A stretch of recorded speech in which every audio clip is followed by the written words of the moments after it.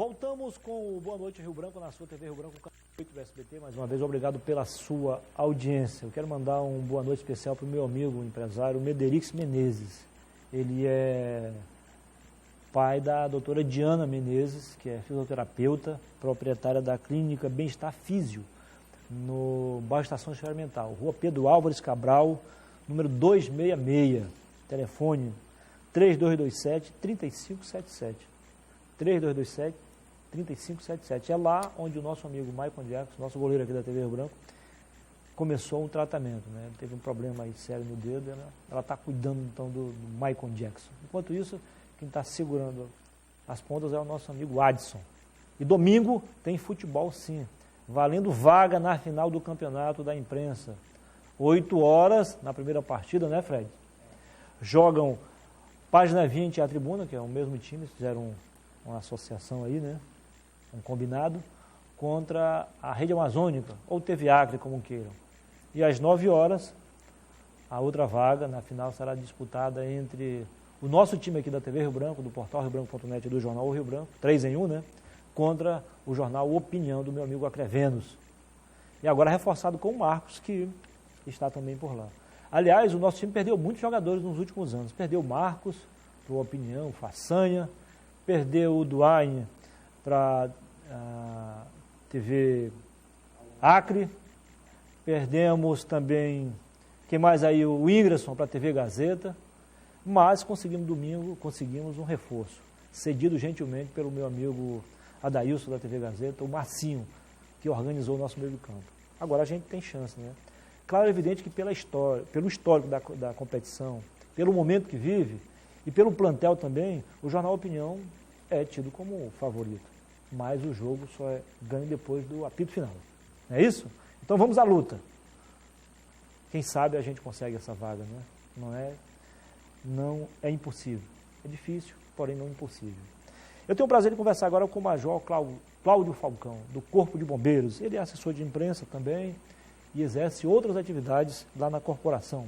Não é isso? Seja bem-vindo. Boa noite. Boa noite. Tudo bem? Muito obrigado, Muniz. Satisfação estar aqui com você. Satisfação é nossa recebê-lo aqui. Opa. Eu vejo um sorriso estampado no seu rosto, diferente das vezes anteriores. Mais tenso.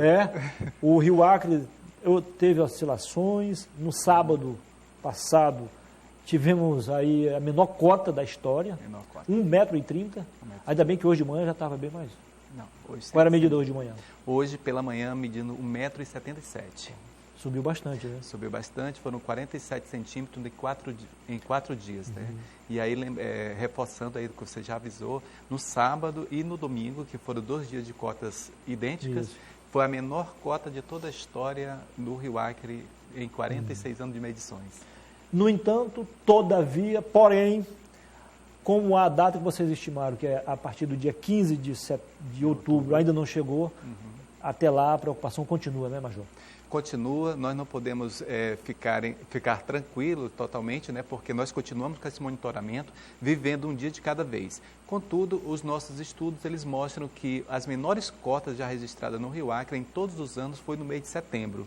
Então, como nós já estamos nesse dia 22 de setembro, próximo do final do mês, esperamos que talvez não tenha uma grande melhora, mas também que estabilize e que a gente possa sair definitivamente dessa crise e dessa grande preocupação que é o Rio Acre aqui na nossa cidade. Mas como em 2015, né, o senhor me falou, teve um caso atípico, que foi em outubro, né? Exatamente. Então a preocupação continua também. Continua. 2015 foi o único ano que a menor cota do Rio foi registrada em outubro. Nos demais anos foram todas registradas em setembro e antes do dia 22.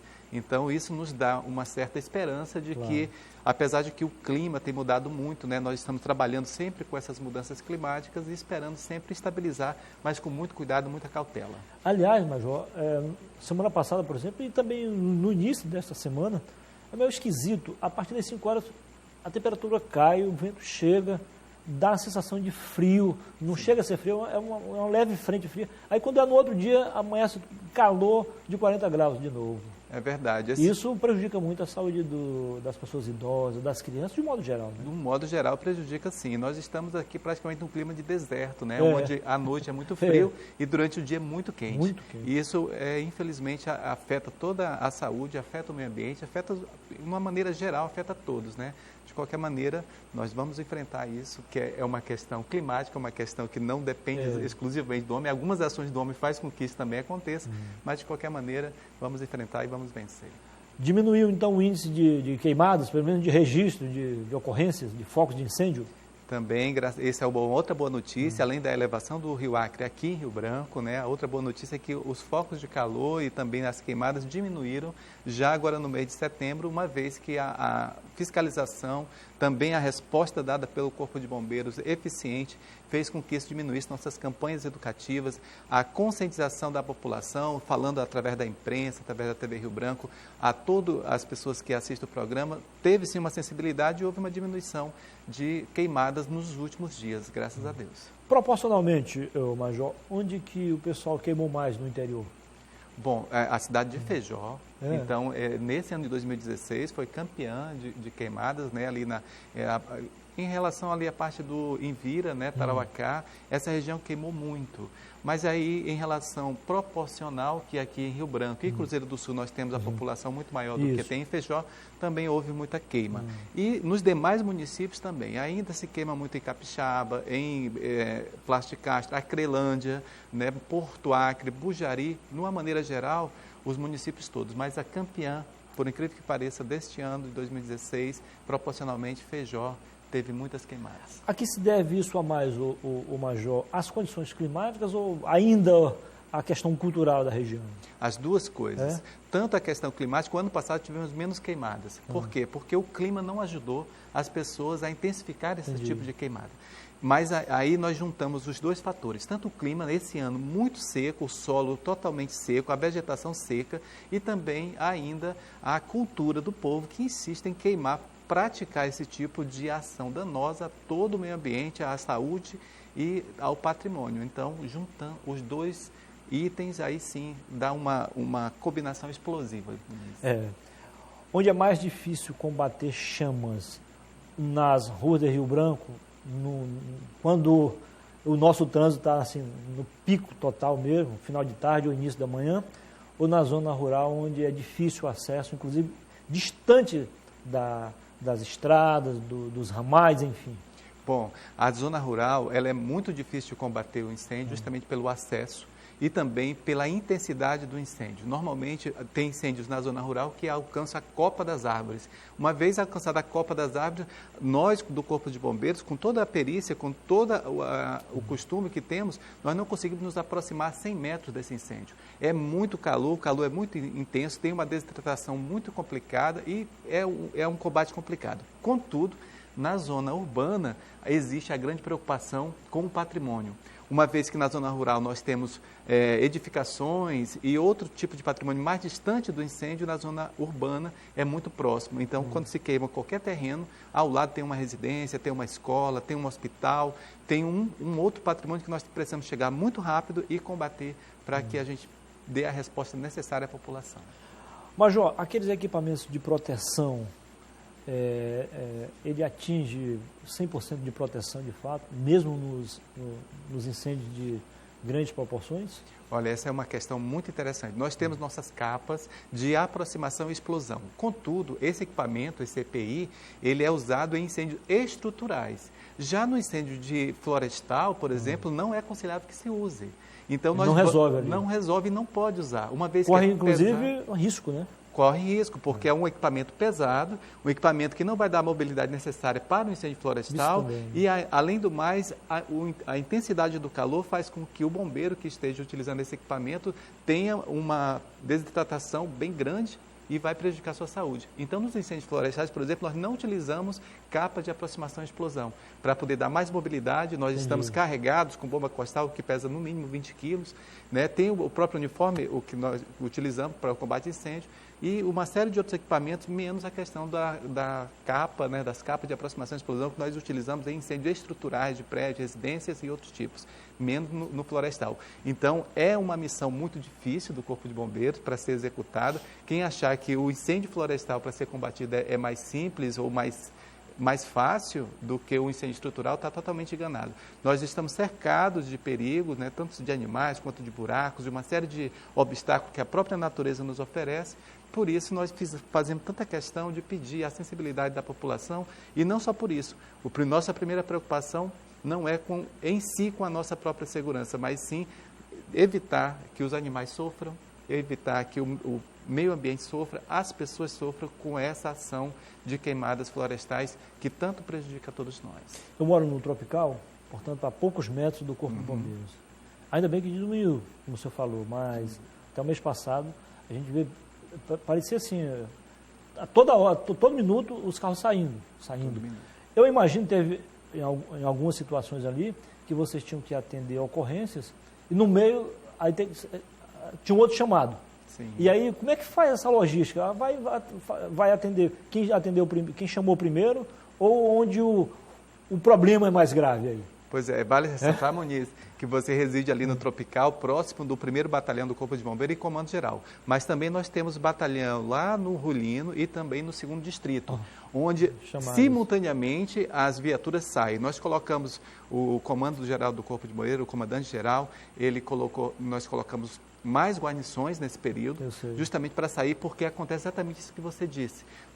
Teve vezes que nós estávamos com 9 guarnições, todas em atendimento, e ainda tínhamos mais ocorrências para serem atendidas.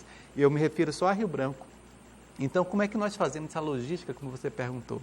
Nós vamos pelo grau de gravidade dessa ocorrência. Muitas vezes nós temos que deixar uma ocorrência que é de porte mais simples para ir imediatamente para uma outra ocorrência que está ameaçando vidas ou patrimônio. Então, nós deixamos uma e fazemos outra, nós temos um grau de prioridade, de grau 0 a 10, e aí nós classificamos essas ocorrências e vamos dando essas prioridades. Por isso, é interessante que a população que nos assiste nesse momento possa compreender essa dificuldade que temos, porque às vezes nós temos muito mais ocorrências do que o número de guarnições, apesar do reforço, atendendo. O fato é que nós atendemos 24 horas e 7 dias por semana, sempre. Vou fazer a pergunta por dever de ofício, mas já sei a resposta. Claro que entre a vida e o patrimônio, você vai optar pela vida, né? Não, sem dúvida.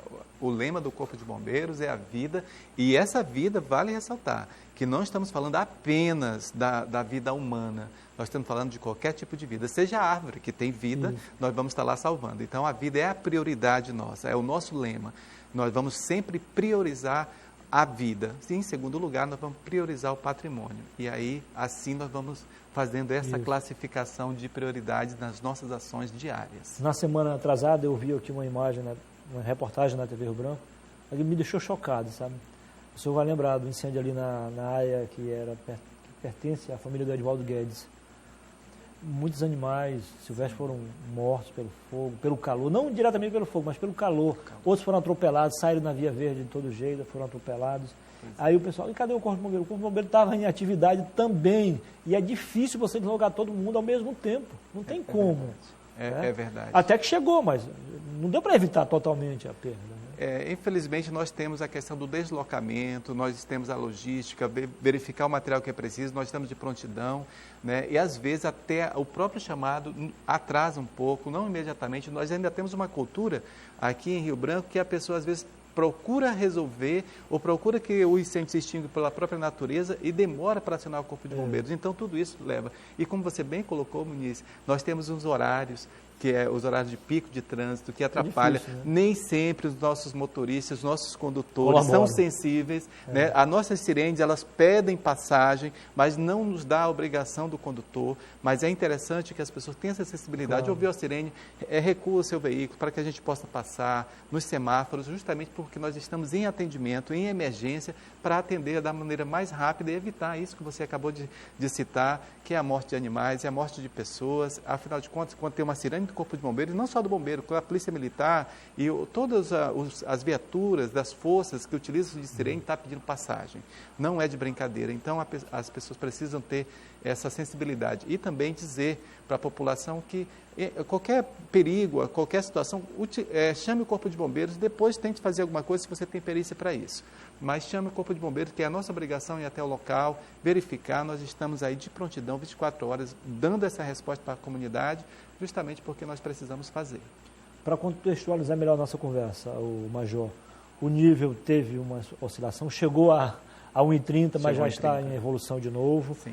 O índice de queimadas já diminuiu bastante, claro que o senhor falou, a preocupação continua, mas o senhor acha que o pior já pode ter passado já? Acreditamos que sim, que o pior já deve ter passado. Nós estamos no dia 22 de setembro, caminhando para o mês de outubro, onde as chuvas elas começam a se intensificar, começam a se regularizar, e aí em relação às queimadas elas vão diminuir porque o meio ambiente vai nos ajudar. Infelizmente não é consciência ainda de muita gente, mas nós tende a se estabilizar. As chuvas estão acontecendo, mesmo de formas irregulares e não na intensidade necessária, mas com isso já tem uma elevação de nível aqui em Rio Branco, devido às chuvas que ocorreram justamente em Chapuri e Capixaba, teve elevação, Assis Brasil, Brasileia, Epitácio-Holândia, também nós tivemos a menor cota, agora também no final de semana passada, em Cruzeiro do Sul, então no Rio Juruá, em todos os estados, mas agora a tendência é que minimize, né, e que a gente vá para um período normal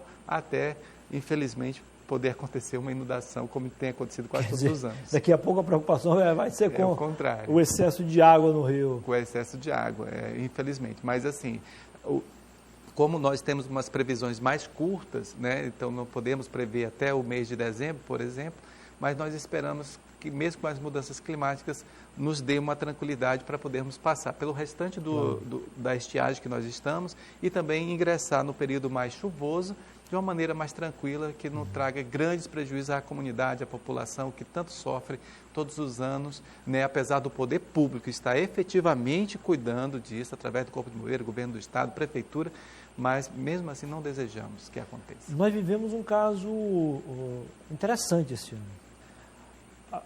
A maior seca não foi esse ano, mas o menor nível foi este ano, né? Eu acho que a maior seca nos últimos 50 anos foi aquela de 2004, 2005? Não, essa superou. É de Sim, 2016. Eu digo em termos lá do nível do rio, né? Mas não passamos tanto tempo sem chuva quanto em 2004, 2005. Ah, sim, sim. É verdade. Isso aí, né?